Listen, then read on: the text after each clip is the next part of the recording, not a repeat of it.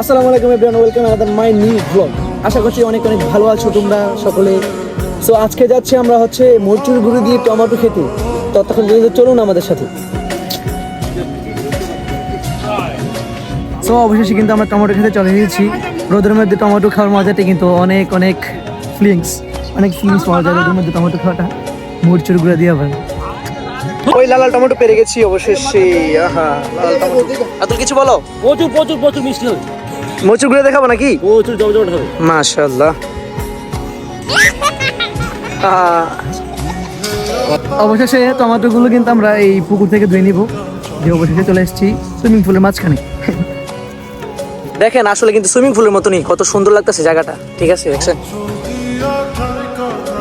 এই যে টমেটো খাওয়ার জন্য সকলে প্রস্তুতি নিয়ে নিয়েছি। মরচুগুটা কোথায় বার করো লাল লাল করে। বিসমিল্লাহির রহমানির রহিম।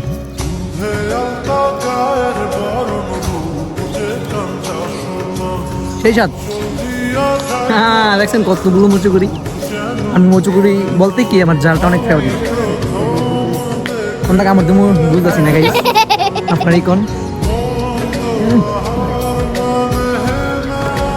ব্লগটা যদি ভালো লাগে থাকে লাইক ও কমেন্ট শেয়ার করে পাশে থাকুন। দেখা হবে নেক্সট কোনো ভিডিওতে।